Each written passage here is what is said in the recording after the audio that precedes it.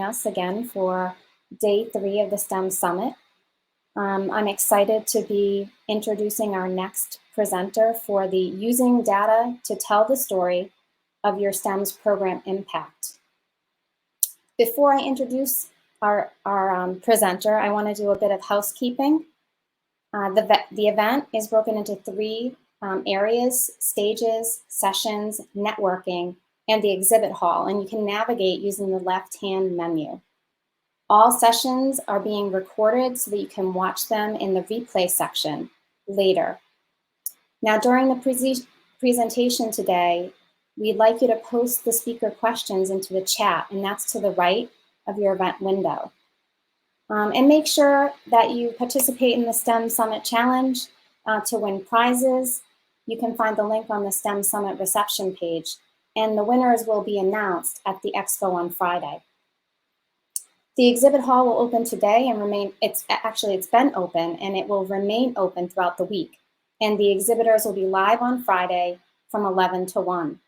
And join the continued STEM Summit conversation on our social media channels, Collabratech and Facebook. We want to build our STEM community, so let's support one another and chat over there. And lastly, make sure to get your participation certificate and badge from the Summit reception page. I am so privileged and honored to introduce Stephen Baker. He is a senior research and evaluation specialist at Outlier Research and Evaluation, which resides at the University of Chicago STEM Education. And he has evaluated STEM and youth development, school and after-school programs for more than 25 years, funded by federal, state, and local governments, as well as private foundations. I have had the privilege of working with Stephen. He has been collaborating with IEEE in supporting our evaluation of our pre-university offerings and has been very instrumental in the launch of the new IEEE STEM portal. So with great, I'm very excited to introduce you Stephen Baker. Let me get him up on the screen for you.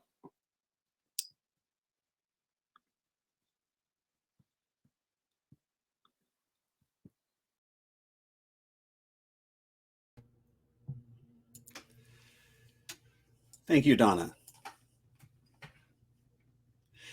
So welcome to everyone. Yes, as you see, Lynn just posted, do add any questions, raise any questions in the chat at any point. This is a conversation about using data to tell the story of your STEM program's impact. And as you'll see, I'm really going to lean into the story idea. As Donna said, I've been working, I'm joining today because I've been working with IEEE to support and help assess the volunteer-led programs in STEM that IEEE is helping to coordinate. And I'll talk a little bit about what that work looks like, but also more about data and impact for individual programs of the kind that you may be running. Outlier Research and Evaluation is a research center, and we support evaluations and research in many school and after-school offerings where STEM is the focus. So I would like to, one of the nice things about a presentation like this, instead of being in person, although there are many downsides, is that it makes simultaneous participation possible. And so I encourage each of you to put into the chat right now just a brief statement about what you're hoping to learn today. The conversation is potentially a huge one, and people are coming at it from different places and different experiences. And although, of course, I have a slide deck that I'll be going through, I do want to be aware of any particular things you're interested in learning so that I can try to emphasize or call those out as we go through. And again, please, at any point, raise any questions. I'm happy to have this as much of a discussion as possible. I'm currently evaluating a program that uses artifacts from museums, and teachers, museum educators go into classrooms and bring artifacts. And it's like lots of things been turned upside down because of COVID, and it's had to go online. And so one of the downsides is that the artifacts are no longer there, but one of the upsides is that instead of having just one student answer a question or weigh in, they're really using chat to let all students weigh in and provide their feedback and so forth. So I encourage all of you to share any thoughts you have about what you're hoping to get out of this today.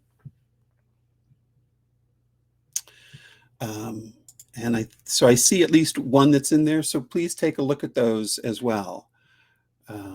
Impact in broader impact statements, which STEM programs to have data. So keep those coming, and I'll try to keep an eye out for those as we go through.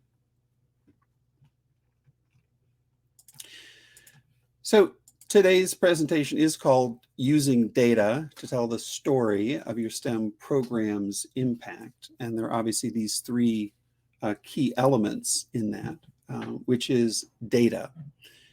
Using data, which raises questions like, what is data? How do we collect it? How do we decide what to collect and why?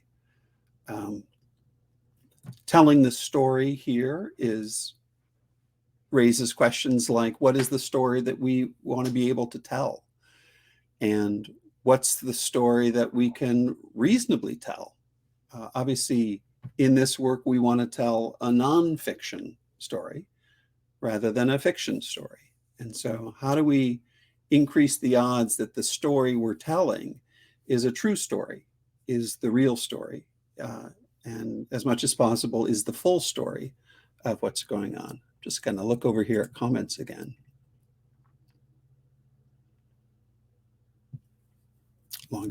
Longer term impact, terrific. So thanks for all those.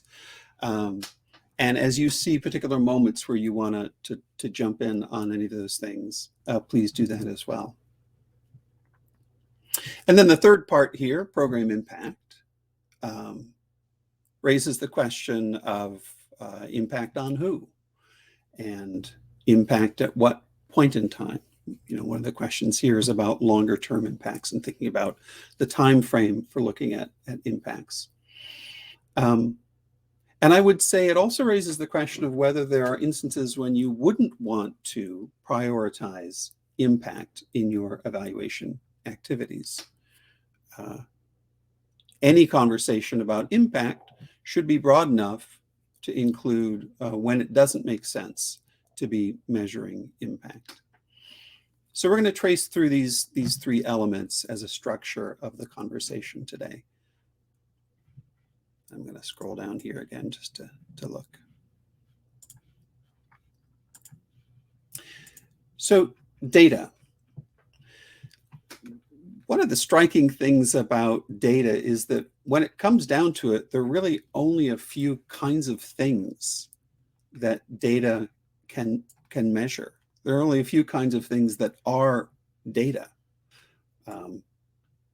And I've shared this list before. It's a pretty short list. If there are other things you think belong on this, please share those in the comments as well. But one of the things that we can measure is knowledge. When we're looking at program effects, we can look at effects on knowledge, what people understand, what they know.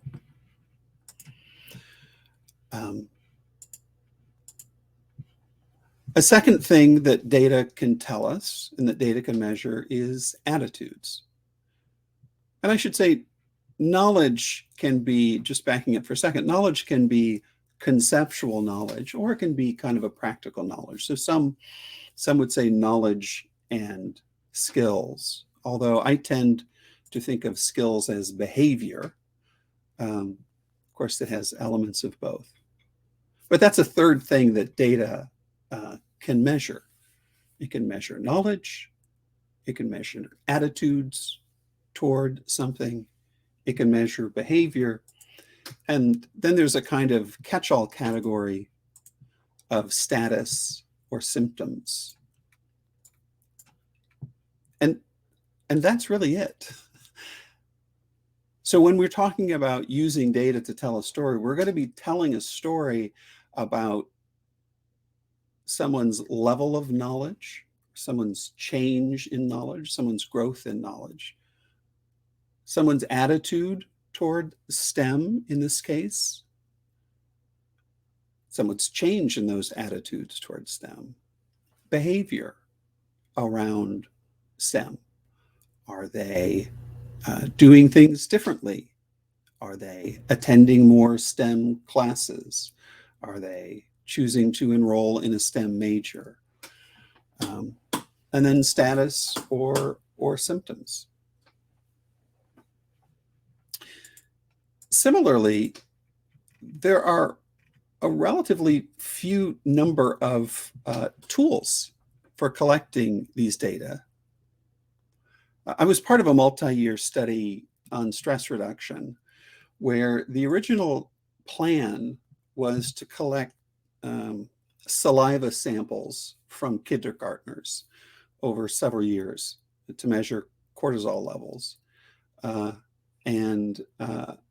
Because cortisol levels are associated with chronic stress.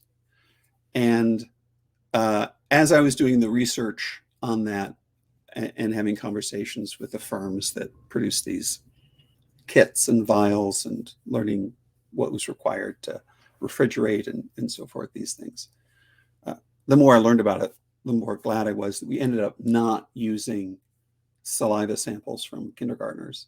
I did that. So I'm not going to talk about those kinds of direct physical measurements because I think they're, so far anyway, pretty rare in STEM programs, STEM assessments.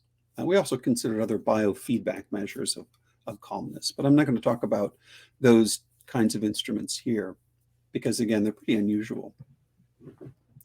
What we're left with instead, when we're talking about trying to tell a story with data, is building on either self-reported data, the experiences of people who are in the program, who are in some ways expected to benefit from the program, or we're talking about data from others who are observing or collecting data. And these data tools are pretty familiar. But again, this is a pretty short but a complete list of the basic tools we have for collecting data. We have surveys, and those surveys, of course, can include both close-ended questions, that is, questions where you're choosing a particular item. Maybe it's a Likert type scale where you're agreeing or disagreeing with something. Could be a number, or it could be an open-ended question in a survey where someone's asked to reflect on their experience. Surveys are a key tool. Interviews is another tool, individual interviews. Focus groups, a common tool for collecting data about STEM program experiences. Logs, so asking, for example, people who are facilitating a program to do some of the observations and record key data about the program and who was participating or how it went, things like that. And then observations. And again, these observations can be done either by an external party or they can be done by someone within the program. I mentioned logs. The basis of logs can often be observations. I'm not going to talk here a lot about the distinctions between hiring an independent external evaluator to do an evaluation versus having evaluation activities done within a program, that is, by people within the program. There are different reasons why you might choose to seek out an independent evaluation organization, and those could include expertise.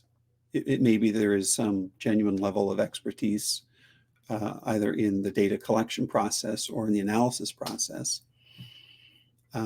Or it could be that there's a reason to have an independent observation. Someone may feel very strongly it's important to have an independent observation about how the program is going because of the natural tendency that we all have, what some call the my side bias. to see the things that we want to see and the concerns that any organization assessing itself, maybe giving itself more of a break. I'm not going to talk about those because they don't really affect the basics of how I think you use data to tell a story. And because I think in a lot of instances, having an external evaluator engaged is not always an option. So my goal today is really just talking about the kind of basics of using data to tell a story that are available to anyone. Yeah. Keep the comments coming. This is wonderful. So if we then think of these 4 basic kinds of data that we can collect: knowledge and attitudes, behavior, status or symptoms, and we think of these 5 basic ways that we can collect information, we can use a matrix like this to start to ask ourselves, which of these approaches is the best, likely to be the most effective, perhaps the most efficient, for answering questions that we have about what's going on in our program and how it's going. I'll start commenting just briefly about focus groups here. To note that focus groups are typically used, or best used, I would say, when you have multiple individuals who are all experts in some sense. They all have a common, shared, deep experience with something, and where the best kind of conversation is one where the experts themselves can talk to each other and inspire each other by sharing their own experiences, or even wondering whether other people have had the same kind of experiences. And so, for example, if you have multiple facilitators of a STEM program, it can be helpful to get them all together in a room, and the usual guidelines about group size apply here as well. You don't want more than 6 or 7 or 8 folks in these conversations.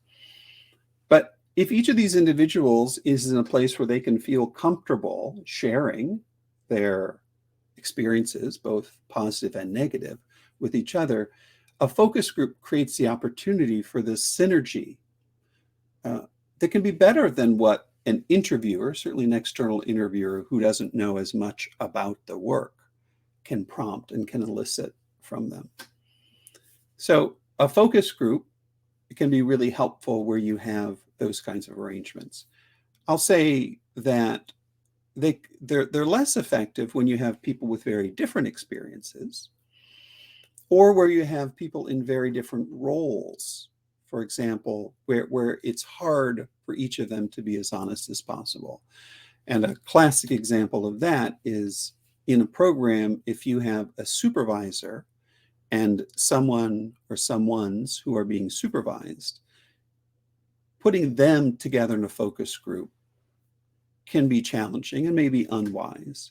So one of the things to think about as you're trying to figure out which knowledge, attitudes, behaviors, and status you want to learn about is whether, in this instance, a focus group is the right setting for generating deep thinking and expression about what's going on. Interviews, compared to focus groups, have the advantage of being one-on-one. We're not going to talk a lot, as I said, about independent evaluations, but this is certainly one reason why independent evaluators are asked to participate. And so when you think about an interview where you're trying to elicit concerns, for example, be thinking about who it is that does the interviewing and the extent to which that's a trusted relationship and partnership. Surveys, obviously getting easier and easier to do these days. with online survey platforms, many different online survey platforms that are making it easier, more formats for completing surveys, tablets and phones, and obviously on a web browser, on a PC or laptop. Observations, again, and logs. Again, this matrix is a way to put into one slide a place to be thinking about the trade-offs as you think about your own program, where you might be able to learn these things. And I should say, just because there are 4 kinds of data here, doesn't mean that you are trying to learn all of them all of the time either. These are just kind of the bounded set of the possible things you can learn, and how you prioritize will be your decision.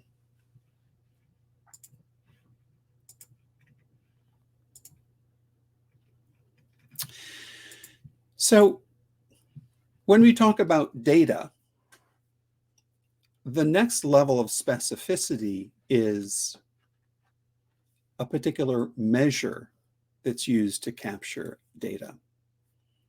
And so if we think about observations, for example, we can think about a protocol that is a guide for observing things. When we think about an interview, we can think about the guide for doing that interview. It may be very structured. It may be the exact same questions each time. It may be semi-structured. It may leave the interviewer some space to adjust as they're having the interview, and to, upon hearing something interesting, dig a little deeper into that, and so forth. But there's a fundamental distinction here in measures between measures that are existing, validated measures, that is, measures that have been used in another research or evaluation activity, and which have been validated, which simply means that someone has used them in a real setting, collected data, and then looked at the psychometric properties of those measures to see if they all hold together, if they all speak to the same idea, or whether they don't. So there is a world of existing validated measures around the STEM topic, and that concentrates on these different aspects of what we can learn: knowledge, measuring STEM knowledge, measuring STEM attitudes, measuring STEM behaviors, measuring status. And it's often assumed that existing validated measures are the preferred way to measure data, knowing that you need to measure some of these things. It's assumed that this is the better way to measure. And there are 2 reasons why you might want to have a new measure, make up your own measure. First is not a reason exactly, but it is that even a validated measure has only been validated for a particular population at a particular point in time. And I think there's some misunderstanding about what it means to be a validated measure, because there are different ways and different extents to which any measure of an idea, of an attitude, of knowledge, can be validated. And I'm a part of another study right now where we're using a measure that's been validated for a certain kind of a youth population, but hasn't been validated for an American youth population that's experienced high levels of trauma. And as it turns out, when we've looked at the underlying data we're collecting, although in the validated measure, that data sort of holds up as a few distinct subdomains, in the data we're collecting, it doesn't. So one reason not to automatically prioritize a validated measure, again, although there are good reasons to do so, and that feels like the default, is that there's still limits on what that validation means for what you are doing. And if you are looking at a way to measure your impact and you find a validated measure that hasn't been validated on the same age group or the same, I would say, culture or country, or gender, different variables, you should at least wonder whether that's automatically a validated and ideal measure for the work that you're doing.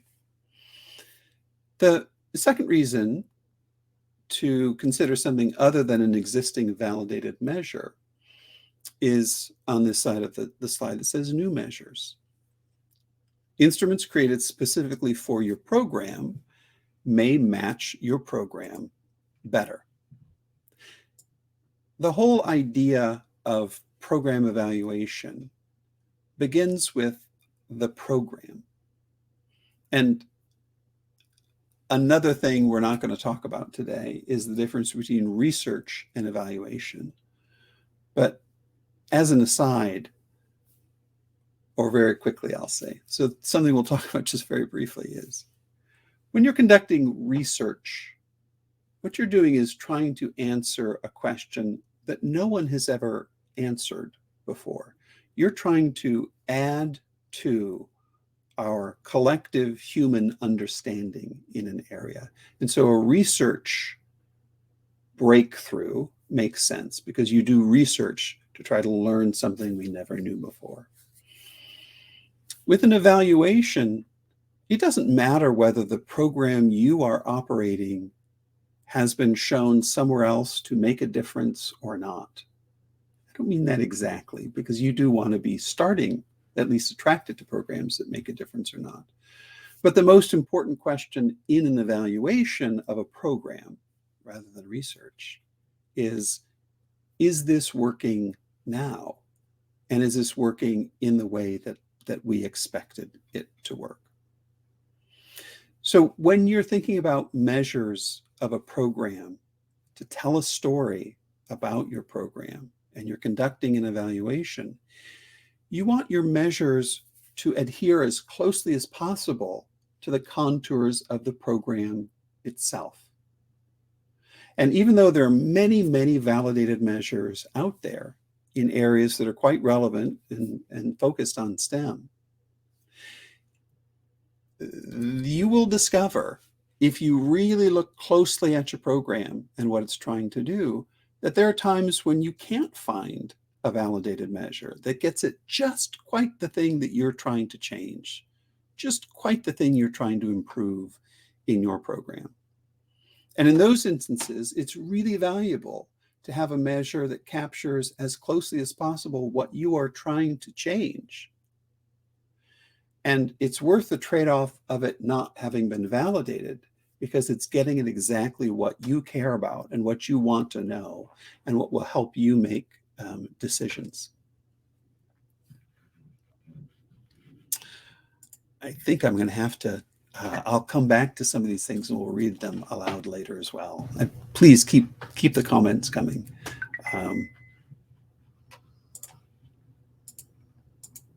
Okay. So telling a story. I warned that I was going to double down on the story metaphor. So we're just going all in on the telling a story part. And so in this slide, I'm just going to tell you what I think are some of the kind of elements of a story of the sort that a elementary school teacher would be teaching to students, just to get them to understand what to pay attention to as they understand a story.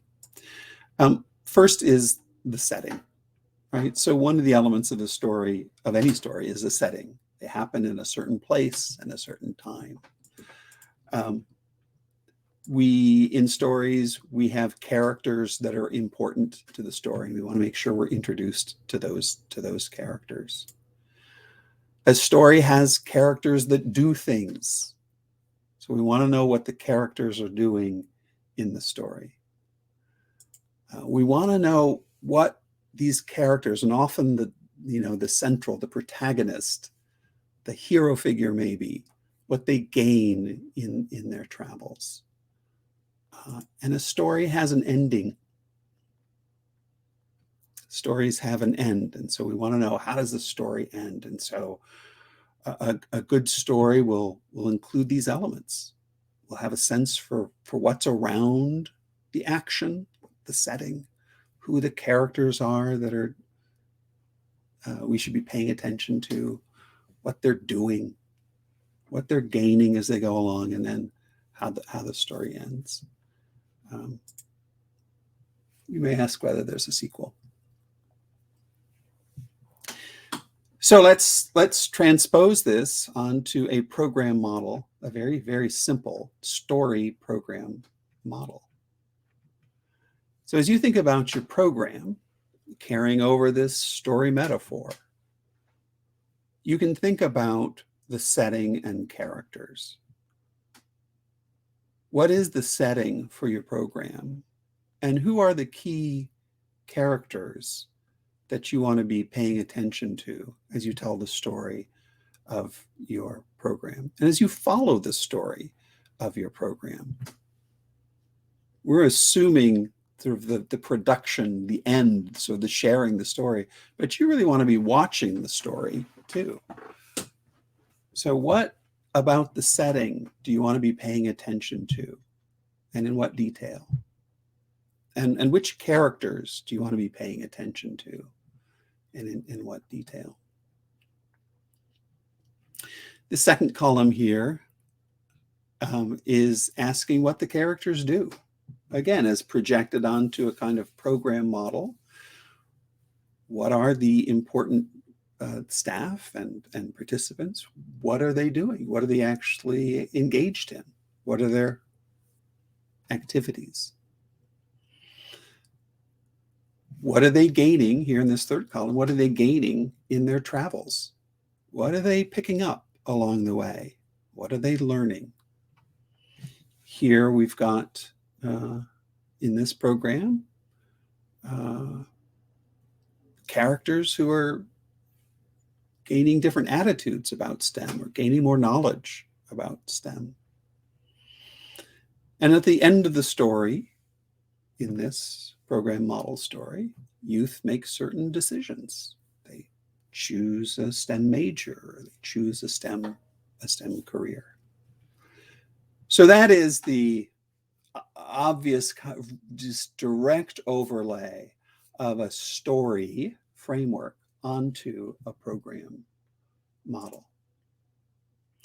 Many of you are familiar with logic models for programs and the labels that are used for these models. Rather than the story labels we just used, they are often things like inputs, program inputs, where you list out the things that are inputs that come prior to actually running the program, or are necessary to run the program. Things you have to have, things the program calls for, things the program expects to have access to, resources it expects to have access to in order to run properly. The second column is often called activities or program activities. These are the things that actually happen. Here again, the content hasn't changed. I've just changed the headings here. What are the actual activities that happen in this model that are the important program activities? In evaluation, we often use the term outputs in a way that's different from outcomes or impacts. And outputs are usually understood as shorter term consequences, or things that are produced in the shorter term. Here you see attitudes and knowledge about STEM. And in a more complicated version of this model, there would be different outcomes at different time frames. So there might be short-term outcomes, there might be medium-term outcomes, and longer-term outcomes. I haven't broken those out here, and there's no absolute consensus about what those categories mean. The way that I often think about them is that short-term impacts happen within a year or so. Medium-term impacts happen between 2 and 5 years. And longer-term impacts happen, if they happen at all, outside of the actual study period. And so those are often, and again, the way that I kind of organize these things when we're using those subdivisions, long-term impacts may not be actually measurable by the specific evaluation project that you have in mind. It may be that you're working with a second grade student, but your long-term goal is for that student to graduate from high school or to have a certain major in college, even though you don't actually expect to be collecting information that will allow you to answer that question. And so long-term impacts in that sense signal where the program is trying to lead people, even while not always, not necessarily, and often is the way that I use it, being measured, or there being an expectation that it will be measured. Doesn't mean that it can't be, of course, but those are often so distant that it's hard to promise an evaluation that starts now will be going 15 years later to actually have a way to collect that information. Nonetheless, it can be helpful to have that through line into the longest term outcomes.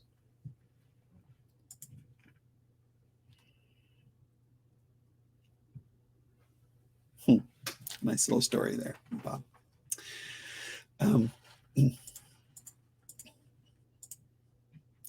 So in that last column, you see that we're now starting to talk about program impact. Outcomes and impact, again, there are nuances that those in the evaluation field love to worry over. And the truth is that a lot of these terms are used in different ways by different people. But we are starting to talk about sort of the program impact of it here. And so one question is impact on who? Because this is an explicit decision to make. If you're running a STEM program, you can try to understand the impact of the program on those who are participating in the program. That is, if it's a program for youth, you may want to be, and that's, I think, the most obvious impact to be measuring, and those that you're recruiting to benefit from the program. But you could also try to understand impacts of those who are running the program. We're working right now with a utility, an electrical utility, that is really interested in supporting workforce development, sort of long-term workforce development. And so they are running programs, after-school programs on electricity and energy mindset and a variety of things. But one of the things they're also doing as a part of this is involving employees as mentors. And they have some specific goals for the mentors who are participating. They want them to develop their interpersonal skills. They want them to develop their leadership skills. They want them to develop their mentoring skills, public presentation skills, their range of things. So when we think about program impact, we can think both about the obvious, I would say, target of the program, but you should also ask yourself whether there are others who you're hoping to impact as you're operating your program. Certainly, any program that is providing training to teachers, for example, is interested in the impact upon the teachers, but also in some level interested in whether those teachers have an impact on those that they teach. And again, these can be, you can make that an explicit part of your evaluation or not, but it all starts with raising this question: impact on who?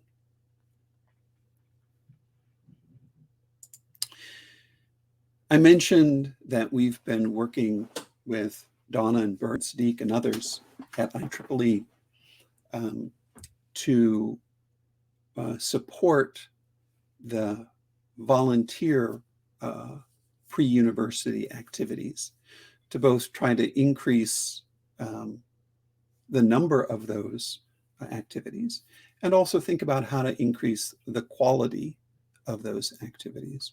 And so here I want to share with you a theory of action that was developed over many months in partnership after conversations with various folks at IEEE and in an ongoing conversation. In fact, this thing, I think it changed as recently as 3 months ago, continuing to sort of, adjust it as we go forward. But this is the current theory of action. And let me just say that a theory of action is like a logic model, but it does something slightly different.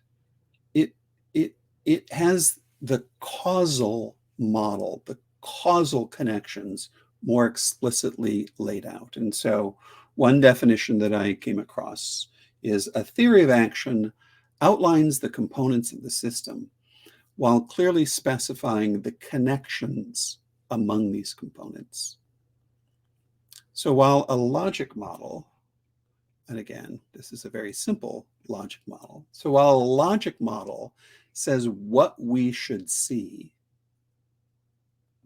what are the strategies and activities that seem important for the outcome, this is most helpful for answering questions of whether these outcomes were reached or whether the components of the logic model were being implemented.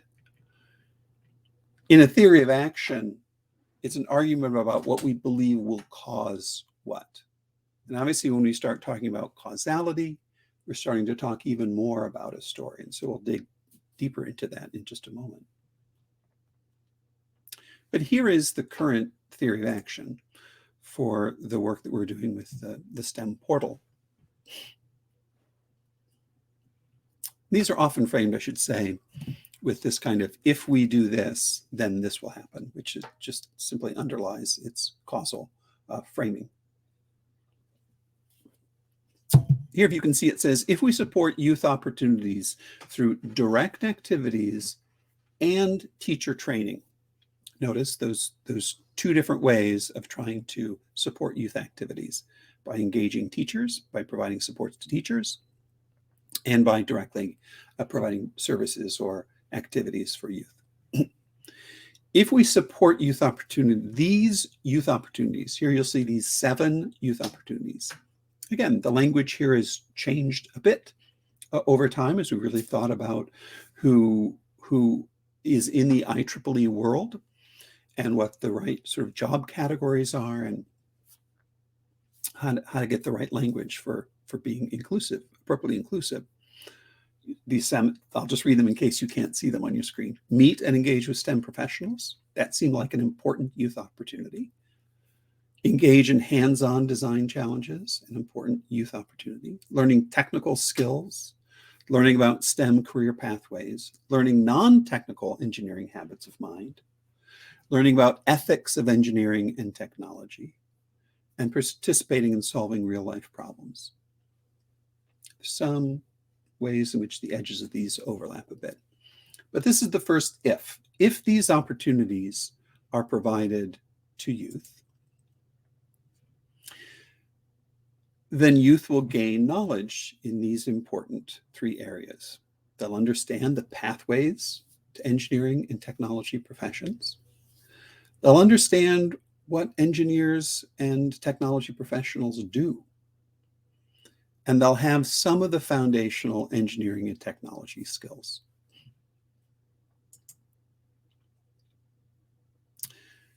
They will also be in a position where their beliefs have changed. These two categories referred to before, knowledge and beliefs. They'll have some belief that they could do this if they wanted to.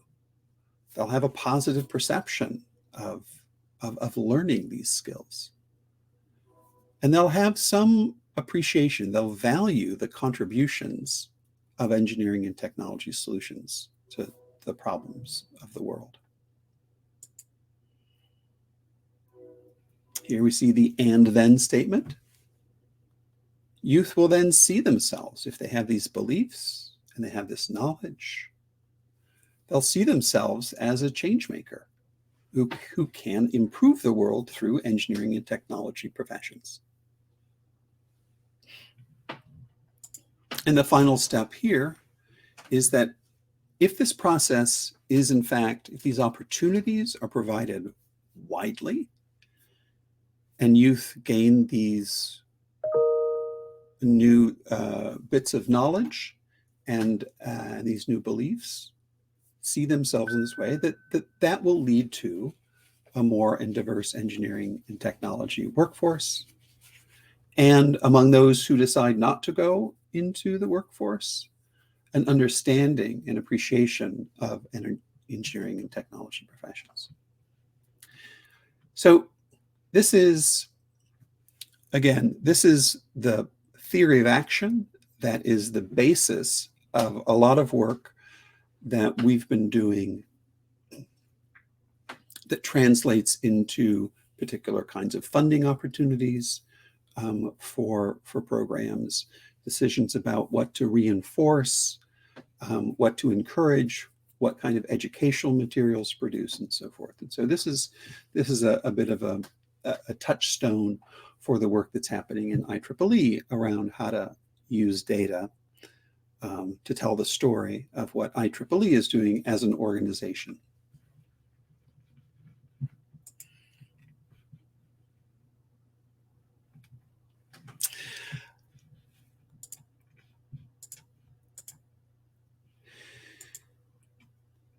In some stories, the hero does not triumph in the end, or at the least, in interesting stories, it's not the very simplified version of a story that I gave you earlier, because in that very simplified version of the story, there's no struggle, there's no pushback.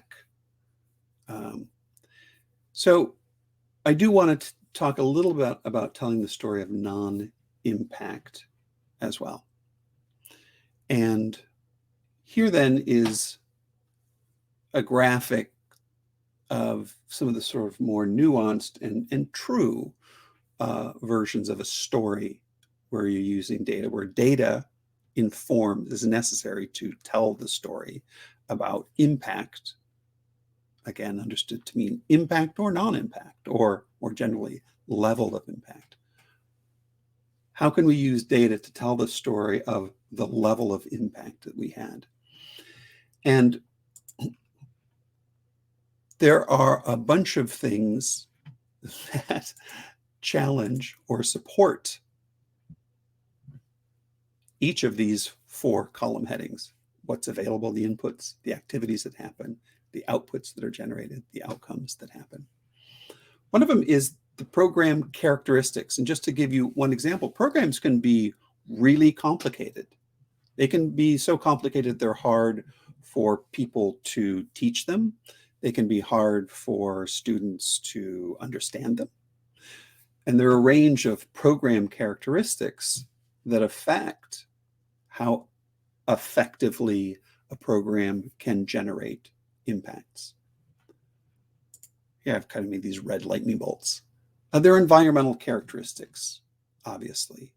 So even though the logic model identifies what you believe you need to run your program and helps you pay attention to collecting data on that, sometimes the data you're going to collect will show you things like, well, the environment changed. A key partner you expected to be involved was not involved, or funding that you expected to arrive at a certain time arrives late or doesn't arrive at all. And these also help tell the story. Having data on those kinds of environmental characteristics helps tell the story of impact as well. User characteristics. Were you able to, for example, recruit the youth that you expected? Did the youth have the characteristics that you expected? Did they have the level of interest that you expected?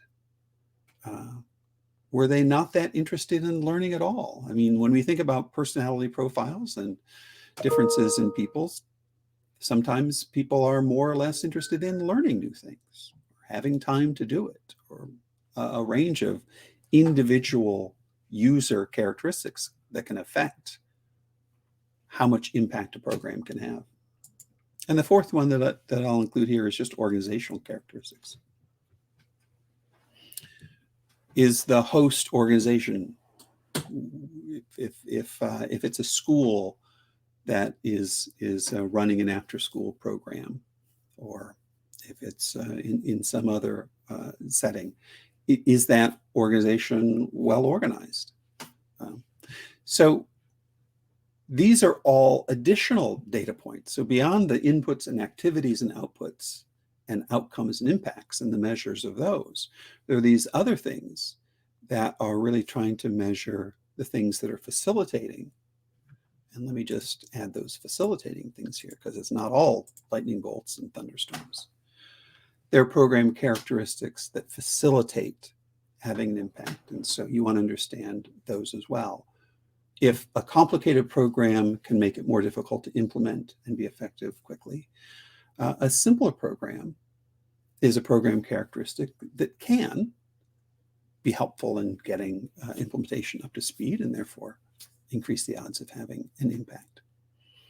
So these are the kind of usual, facilitators and challenges that we want to think about when we're telling the story of impact, that we want to be able to say something about. Because again, it's really the level of impact and what explains the level of impact.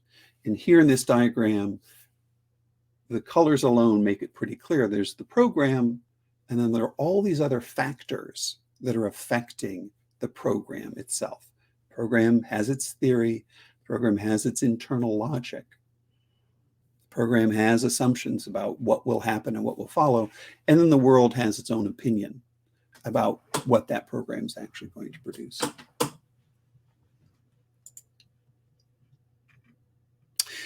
We want to tell a story about both what happened and why it happened, and ultimately whether we're telling a fictional story or a non-fictional story. Again, I said I was going all in on this story thing. I had fun thinking about this. And so there are fiction stories that are made up, and there are non-fiction stories that are expected to be true and based in fact and truth. So when we're telling the story, we also want to know and be thinking about whether it's a believable story. There's a wonderful website, and I don't have, you see the link down here, if you can see it, tylervigen.com, where an individual has pulled together correlations of different phenomena. And so I just think these are fun, which is why I included a few of them. And so here's a question about a story: what causes drowning in a pool? And you'll see the correlations, very tight correlations here. He's putting up things that are very tightly correlated. People who drowned by falling in a pool, and films Nicolas Cage appeared in. Here's one on the cause of murders by steam, hot vapors, and hot objects, and the relationship to the age of Miss America. What causes death by spider venom, and its relationship to the letters in a spelling bee competition. One of the all-time classics on correlation and causation is this XKCD cartoon reflecting on correlation and causation, and then reaching the appropriate, perhaps, observation at the end of uncertainty about whether it was the class that caused this understanding. Research design is a whole other thing that I want you to at least be aware of if you're not, as you think about um, impacts and what story you can tell. Because again, in the story, we have an idea of what caused what. Stories are typically causal. They're not purely correlational, they're causal. And there are different research designs that support causal storytelling easier than others. So this is a pretty simple diagram here of research designs. Random assignment allows differences between those who got a treatment, who got an intervention, who didn't, to be sort of equalized, that is, the groups to be considered the same. Very hard to do randomized assignment. Although I mention it because if you have a waiting list and you want to try to do some of this stuff, programs will often have waiting lists, and a waiting list means there is at least the opportunity to randomly assign. There are all kinds of reasons why you don't want to do that. You may want to have a first come, first serve policy because that's most fair, a bunch of reasons. But a randomized design allows you to tell the causal story the most cleanly. And then if you don't have a randomized control trial, a quasi-experimental design is next in effectiveness, and then non-experimental. In here, I'll just give you 3 examples of research design. So a randomized experiment here, randomization happens. Here's group number 1. Here's group number 2. Randomization happens. One group gets the treatment, one group gets the control, and then you look at the outcomes. In a quasi-experimental design, you have non-equivalent groups. This is a pretest, post-test. You look at the pretest measure of the outcomes. You have the intervention here, and then you measure again the outcomes. And you're comparing these outcomes at the end and trying to control for differences between the groups. And in a non-experimental, thank you, Donna. In a non-experimental design with a post-test only, you have the activity, the program, and then you measure the outcomes.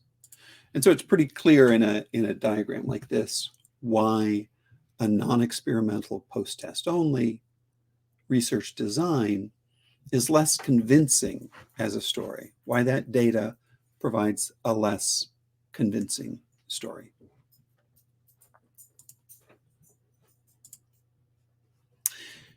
Briefly, and we're just finishing up here, last couple slides. You saw in that prior slide a research design where you do a pretest and a post-test. And that is a typical way to measure change. It's a difficult way to measure, can be a difficult way to measure change when sample sizes are low, for a couple reasons. The data may not be distributed in a way normally, which gives you access to the sort of the measures that can find differences easier. You have to switch to a different kind of non-parametric analysis, which isn't as powerful, doesn't show differences as cleanly. So the data distribution matters. And so with small samples, which is often the case, these pre-tests and post-tests won't show a difference. But there's another challenge with the pre-test and post-test for certain kinds of knowledge, which is, or I should say, attitudes. So I was working with an organization that does youth leadership with high school students. And when they did a pretest asking 16 and 17-year-old boys whether they thought they were good leaders, probably won't be surprised, a lot of them thought they were really good leaders. They thought people followed them, that they were great leaders.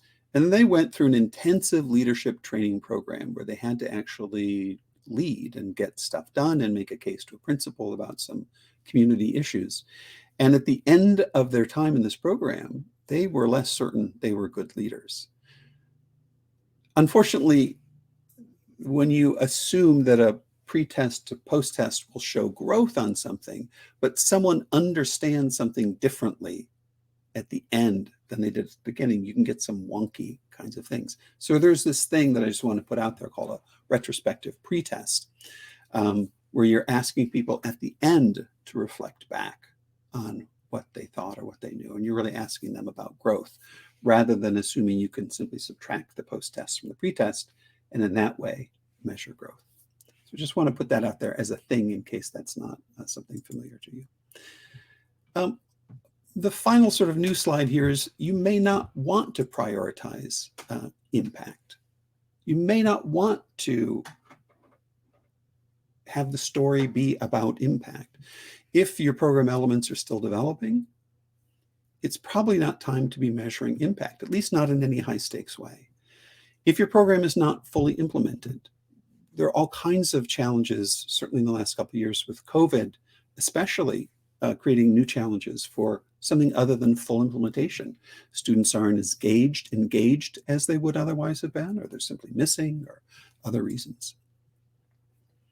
Or if you decide that what's most important is to focus on process improvements rather than outcomes, you may not want to prioritize impact. So the final story themed kind of slide here, epilogue on how to measure program, just reviewing what we've talked about. So do specify each essential program component. Be clear about what happens and in what order. Be clear about how people are expected to interact with each other. I work with someone who has a therapy background who believes that the actual, in the therapeutic world, what matters more than anything else is the nature of the relationship. It doesn't matter whether you're a Freudian or a non-Freudian or whatever it is, it's the quality of the relationship. And so as you're thinking about program components, be very intentional and thoughtful about how people are supposed to interact. We know this is true in classrooms. The relationship that teachers have with students is highly predictive of how much students learn. So be thinking of that as a program component, not just the structural kind of features, what happens when, what the curriculum is, those kinds of things. Second bullet point, do identify as closely as possible what you think your program is able to change and measure those things. Don't be distracted by what some other research project is doing, what some other program is doing. Again, it's being in the moment to understand what your program is about that allows you to understand what you should measure, to improve the odds of capturing change, because change is hard.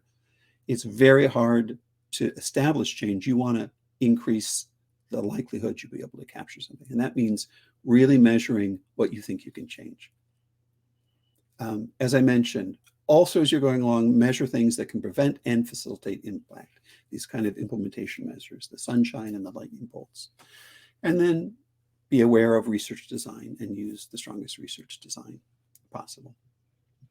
So with that, I thank you for listening to an hour, more than an hour at this point, of this. And I want to go back to these questions and see if there are things that I can elaborate on or clarify. And I will start at the bottom here. So Connie, with my teenage cadets who played Jeopardy with categories. Nothing's for knowledge that competition. Okay. So the question, in a controlled study, oh, okay. So great, Donna's going to bring these up. In a controlled study where you have a control group, how can you ensure that there's no unforeseen factor which affected the outcome and not the variable you tested for? Such a great question. And I have a very unsatisfactory answer, which is you cannot be sure. And in fact, there are people who've done comparison studies of essentially the same identical study that was set up as a quasi-experimental design and an experimental design and discovered real differences. And so what those differences mean is that the quasi-experimental design, which is what you're talking about, a controlled study, was not as effective as a randomized control trial in singling out the effect of the intervention itself. And so this is a constant problem. There are different ways that people are trying to address these things all the time. Propensity score matching, there are different names for different processes. There are different research design. There's regression discontinuity design that tries to take advantage of the fact that at a sort of artificial boundary that people on one side and the other are essentially identical. And so you're really trying to control for those things. But the bottom line is you can never be sure. You can never be sure is the, again, unsatisfactory answer. Donna, I don't know if you want to. Oh, okay, good.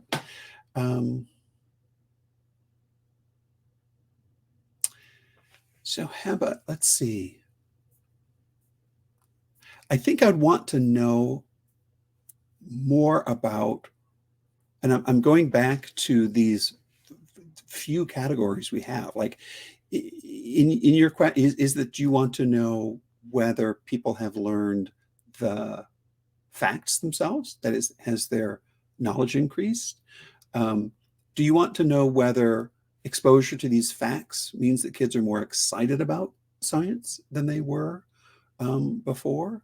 Do you want to know whether there's some behavioral change? Do they seek out materials on their own? And so I think given what I can figure out and can't figure out from the question itself, that's what I would say. Start reflecting on these different kinds of things you could learn, the kinds of impacts, and ask yourself what you're trying to do in sharing science facts. What is the purpose? What were you hoping for? And what did you think was most likely to happen?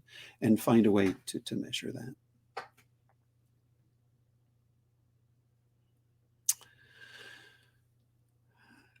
So Francis is asking a question about adaptation as you teach them. Another thing that I did not talk about today is continuous improvement.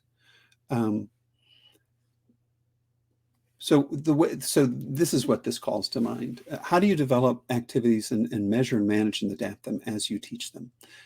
So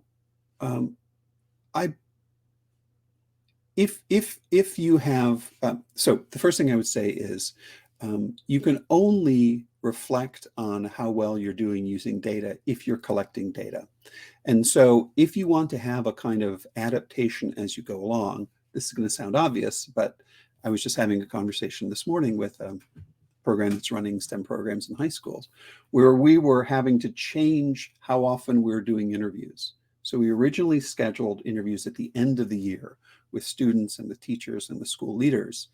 But because they're now putting in place a continuous improvement process and they feel like they have the mechanisms for getting data, for adjusting their program pretty quickly, we're now moving some of those interviews up to the middle of the year. So actually in the next couple of months, we'll be talking to some students in these programs and then providing that data back. And so there are these kind of infrastructure things you need to set up, but you need to also have data collection at points where you can use the data. So collecting data and then having people who are actually in a position to think through and make use of the data. Obviously, there's no value in just collecting data that sits around and nobody looks at. And there's no value in having a system where people could be changing the program, but they don't have data. So that's what I would say as a quick response to that. Hey, Stephen, Yep. We have time for one final quick question. Let me pop it up. Okay. How to assess long-term impacts years out. Yeah. So, of course, it depends on what the long-term impact is, but you're often relying upon existing databases or secondary data that's out there. So, for example, there are databases that will show you which individuals went to college and what majors those individuals have.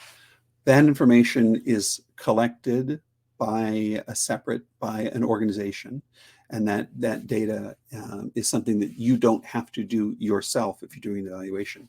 So that's one thing to think about, is whether there's some administrative data source that has it.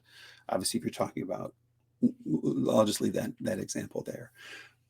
But if you are the ones who are collecting that data, then there are good strategies for staying in touch with people.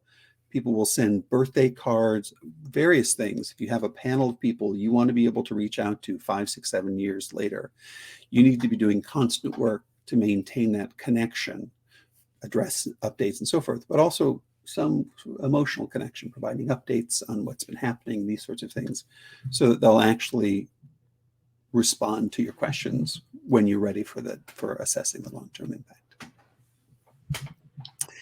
Stephen, thank you so much. Yeah. We are out of time, and there are so many more great questions for you. We will make sure to get those to you so that you can answer them, and we'll follow up with people via email. So that's wonderful. Thank you so much. That was a wonderful presentation. I want to just remind everybody to check out the exhibit booths before you leave today, and come back tomorrow. We have a fabulous panel session called Let's Talk STEM Outreach. So we hope you'll join us then. Thank you again, Stephen. We greatly appreciate it. Thank you, everyone. Take care, everyone. Bye-bye.